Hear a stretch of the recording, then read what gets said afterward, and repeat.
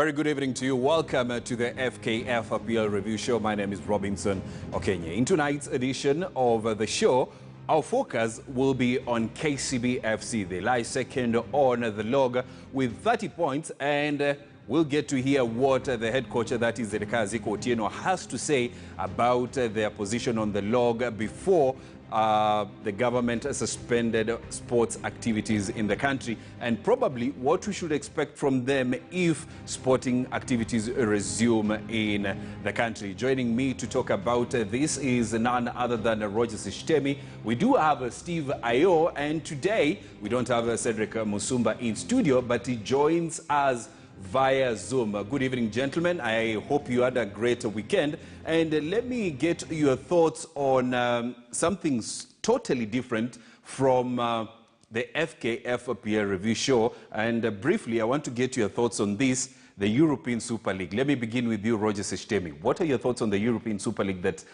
everybody, probably everybody who's a lover of football has been talking about?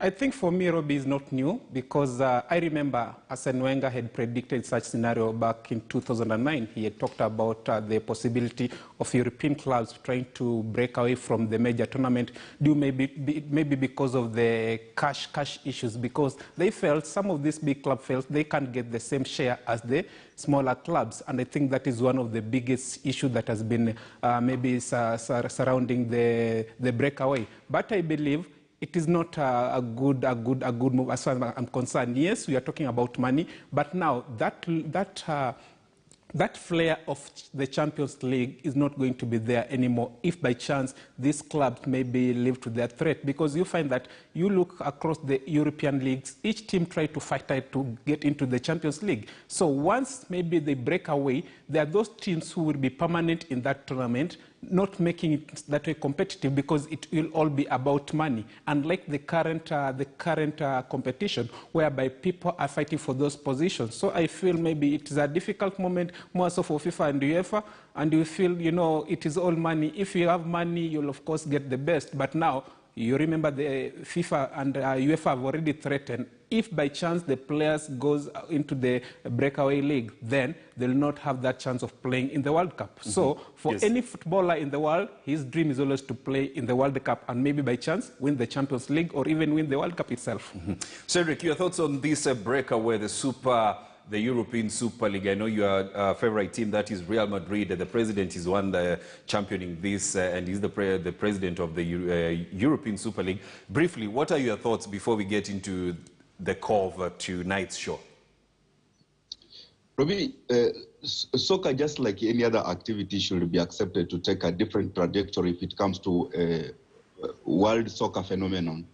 And I think this is the high time the world should accept that change is a reality, and change actually can bring some sort of value if it's accepted and it's well actually taken care of. It's high time the European team accept that there is a time actually to move away from. We have seen even the UEFA that it's being coveted right now, having taken a very tremendous change since it was started. UEFA, it started on a level kind of win. It grew to an aggregate kind of win. And as we speak, there have been so much in terms of officiating that has been going around to see if at all they can really change the whole phenomenon and the topographical play of European League. It's high time the European just to accept that there's a need for change. Not necessarily the current debate that is going on, but they need to accept and maybe put that particular change onto a kind of a pilot. It will have been good if at all they would have put it on a pilot, test it and see if it can really go, and maybe also involve all other bodies that are against it and see maybe it has got some value, maybe it doesn't have some value, simply because it has never been tested before. It's high time they put it on a pilot kind of program, see if it can really pass, and if it maybe impresses a majority of the European club, then they go for it. I don't see anything wrong if at all change has come, and change is something that will bring value. Okay, there are a tag of value, money value being put onto that particular league. Yes. But then again, it's not all about money. It's now a change. That change cannot be easily accepted by everyone. But if once accepted in and maybe started embracing, maybe they will see the value that this change was really bringing on the board. Yes. I understand when Roger Sheshtemi says that it will really water down the flair that we have seen all team fighting for the qualification of European. That's one of the disadvantages that we have just really seen. But also we need to look on other advantages. If the advantage outweighs the disadvantages, then we go for it. If the disadvantages become so much to advantages, then we drop it. Yes. So let's get to hear if Steve Ayo, who I'm certain is a fan of Liverpool, also agrees that this European Super League should go on. Briefly, Steve, I know we've digressed from the show. If you could give your thoughts on that before we continue. It's a tough one. It's really a tough one. I really feel for the small clubs who normally have that opportunity at least to measure themselves in the ring against the Super League teams, the Liverpools, the Manchester Uniteds of this one. So I really feel for them. Especially, I feel like if they were to go ahead with this competition, then we are looking at things like the League Cup or the Copa del Rey. They won't have that flair, and that's where at least you normally fancy a Wycombe Wanderers or a Luton Town to actually go there and pose upset and actually just draw in some big number of fans, and even basically the club, even its profile takes a level up when they're playing these big clubs. But you also have to look at it from the perspective of the clubs themselves. They feel like they're doing so much actually to promote the game, UEFA games, but they're not getting the revenue. So you also have to look at it from that perspective, because even if you look at the market right now in terms of the value of players, look at how much value they're putting on the head of a player like Haaland, look at the value of Mbappe, look at the value of players like Neymar. You can't afford such kind of players with the kind of money that UEFA is giving right now. So you also have to look at it from that perspective, that these are clubs that they want to remain competitive. They want to have the best players in the world, yet they can't afford the players because they don't have the money. But, I do agree also to a large extent with the people who are saying that we are losing the tradition, the love for the game itself. It's being driven by money, but what isn't? So it's a really a catch-22 situation. Mm-hmm. But like Roger said, I don't think it's a done deal. It just looks like, I think it's a thing of UEFA just have to sit down with these super club teams and just find a compromise. I'm sure they can find a common ground. But as things stand, it looks like they are not talking. But I'm sure that for the love of the game, these two gentlemen from both ends of the table will come and sit down, and they'll come back with the better solution. Mm-hmm. Of course, UEFA President Alexander Ceferini said that it's a spit in the face. And he also added that he did not know that he was sitting with snakes. Gentlemen, let's get to the core of our business tonight, and it's all about for FKFPL, and remember our focus will be on KCB. But before we get there, the top scorer so far before the league came to a halt was none other than Eric Kapito, and he says that he intends to score more than the 16 goals that saw him get the golden boot that was in 2018, and probably if he gets a better deal, he may play outside the country. The 2018 Kenya Premier League Golden Boot winner, Eric Kapito, is unstoppable in the 2020-2021 season. He has bagged 14 goals in 15 matches for Kariobangi Sharks, and he is geared to score more when the league resumes. Ni kujipush kabisa, ukiangalia venye na work na timu yetu pia. Wase kila siku tukitrain tunajipush kabisa, alafu hiyo extra tunapiga sana, unaona. Alafu sasa ukiangalia kama timu yetu sasa tumejel vizuri na wachezaji wote, so nasema hiyo imechangia effort ya team, alafu hiyo tu extra yenye napiga pia kivyangu pia inanisaidia. After being sidelined with a long-term knee injury in 2019, Eric's main target is to help Kariobangi Sharks win the Football Kenya Federation League for the first time in their history. Tumekuwa na performance poa, na 16 goals nilikuwa nayo ile season nyingine. Hiyo ndio plan yangu kwanza. Bado magoli mawili tu. Yeah, so hizo ikifika 16 sasa ianze kuongezeka pia itakuwa tu ni bonus. So mali nitafikia, nitashukuru Mungu. Kwa team unajua ndio inakuja kwanza, ndio sasa nianze kuangalia hiyo individual awards. Nasema kwa team nataka kusaidia pia team to at least tupate hata hiyo kikombe, cause team tuko nayo poa na team niko sure tunaweza pia win hiyo kikombe.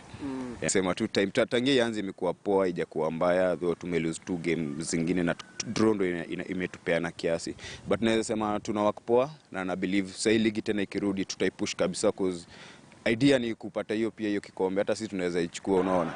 With an outstanding goal-scoring form at his club, Eric was named in the Harambee Stars lineup during the 2022 AFCON qualifiers, where he scored in a 2-1 build-up match against Tanzania. However, he failed to feature against Egypt after picking up an injury. Kucheza hiyo national team, because unajua tuko wengi, imagine Kenya mzima wachezaji wenye ni wengi, then umechaguliwa ku represent the country, unaona. Naweza sema ilikuwa poa, amekuwa na performance poa. So naweza urge tu ma players wenzangu tuendelee tu na hiyo effort tuna make, at least cause ni kitu tunaweza fanya kama national team. Na believe venye team iko, venye wachezaji wanajipush hard na technical bench yote venye ina work, na believe tunaweza tokana kitu poa sana. With his Kariobangi Sharks contract ending this year, rumors indicate that several clubs in and out of the country are seeking for his signature at the end of the season. Because surrounded na watu wenye wananisaidia kwa kila kitu mambo ya ball, so time of apo itakuja, then move tutamake. Siko sure, but venye tu itakam, I believe tu Mungu ana reason yake ya kila kitu, so I believe tawak tu na the best thing for me. Ahmed Bahaj, KTN Sports. Of course, that is Eric Kapito outlining rather his desire, saying that when a good or better deal comes, he may jump the bandwagon to a better club. So we want to quickly talk about that, and I want to bring Cedric Musumba into this. Cedric, I mean, Kapito says that so far 2 goals before he gets to the 16 that won him the Golden Boot, and he's hoping that he may get past the 16. Your thoughts? I totally agree with him, given that if he can really keep the form that he was in before the halt of the league, and if at all he's really playing with an essence that he doesn't really pick any given injury. Remember, it's all about injury that has stopped this particular lad actually to accumulate more goals in terms of whatever he has been coveting for. But if the injury really becomes the thing of the past to him, he's a player who likes hitting behind the net. And I'm not quite surprised given how he has been playing. If he's not scoring, he's a kind of a player who has been actually been supplying these balls to the other scorers. And that's why I think in the team, he's so loved in our essence that anyone who has the ball, he thinks of where he is. And if he's in a good position, he actually doesn't disappoint. It's a kind of a player, and I still believe, even given a chance, because we remember sometimes when he was given a chance to trade for Harambee Star, he did not actually disappoint. And remember, that was the first after a while. And he came in actually to impress each and every person actually that was watching him. It's a player, given the charisma, given the energy, and the whatever spirit that he's carrying, he can go and even surpass Olunga, given that right now, he's on half what Olunga actually gave us as a history in terms of goal tally. And the league has not even hit the middle. If he can continue with the spirit of scoring that we have been seeing him doing in the first leg, yes, he can as well as even hit a mark of 30. Mm-hmm. Of course, hitting a mark of 30, which will be the highest number of goals scored in the Football Kenya Federation Premier League. Steve, your thoughts on what Kapito has said that he may jump ship if the better deal comes? It's about time. It's about time. I think I've always said in this show over and over again that I don't know what he's been doing at Kariobangi Sharks for all those seasons. You've seen over the last couple of seasons, actually quite a number. The top scorer in the league always, the next season, they're always out. We're talking about Michael Olunga, Masud Juma, John Mark Makwata, Jesse Were, Masud Juma obviously mentioned him, and Kapito has done it, and I think he's always like in the top 3, top 5 as far as top scorers are concerned, but he always just remains at Sharks. So I've always been wondering what kind of contract did he sign with Sharks that sort of prevents him from going to other clubs. Yet we've seen that one of the most welcoming market for our Kenyan players, especially strikers, is Zambia. They always kind of tend to go for our top strikers. So I don't know why Kapito is still at Sharks. But having said that, I'm really happy for him. The fact that he's been quite consistent. I don't think there's any Kenyan forward who is playing in the Kenyan Premier League who's been as consistent in terms of just finding those goals season in, season out as Eric Kapito. So yeah, let him just finish up the season as it is right now. Obviously, if there are a chance to move comes in, I think he should move. But yeah, you have to fancy him to be among the top scorers at the end of the season. So we can only wish him all the best. But I think he's wasting his career at Kariobangi Sharks. He needs to move on. Roger Sishitebi, do you agree with what Steve is saying, that he's wasting his career at Kariobangi Sharks? Not really, not really. It's always God's timing is always the best time for any player who wants maybe to continue or take his career to another level. But I believe this lad has a chance to become one of the greatest players from Maasai Island if actually continue with the form he has at the moment. Remember, he has won a couple of individual accolades and also the FKF Shield. He won it with Kariobangi Sharks. So this tells you that whatever he's doing right now is not doing it maybe just by guesswork, but he knows exactly what he's doing. And remember, he's a threat in all areas, be it in air and on the ground. He's a guy who can score goals from long range, from close range. So he's not a player that maybe you can maybe deny that he's a gifted player. And remember also, he's not that tall, but whenever he has that ball, he'll do exactly what maybe a coach or other fan would love to see from that player. But you remember also, it hasn't been a walk in the park for this lad. He had an injury in 2019 that slowed down his growth, but now he has come back with a bang and is scoring goals for fans. And I believe he has what it takes, just like maybe the likes of FC Leopard striker Rupia and Major, who are now pushing him to work extra harder, because if he's trying to slip up, then he'll lose this opportunity, because he's just only 3 goals ahead of Rupia, and Major and Lawrence Juma are breathing on his neck. So he needs to work extra hard, and maybe, who knows, he can set a record in the Kenyan Premier League or rather FKFPL, having hit that 30 goal mark. So it's a matter of wait and see. Let's hope that maybe if the league resumes, he'll keep on the fitness he had, the form he had, so they can continue watching those goals, superb goals he had been scoring. And absolutely, as you are aware, ROB has already attracted interest from clubs down south, that is in South Africa and Zambia. And also in the FKFPL, I understand the Ulinzi have already tried to contact him. So he has a lot of options. But it won't be good if he make rash decision. Let him finish this season at Kariobangi Sharks. Maybe he can have a chance of maybe winning the FKFPL with Sharks, and that will go down to history as being a man who led Sharks to this historic victory. Steve is saying that will never happen. Gentlemen, let's take a short break. When we come back, it's all about KCB FC. Remember, they are second on the log, 30 points from 15 matches played. The gentlemen will be giving us their thoughts, as we listen to Zedekiah Otieno on how they performed so far.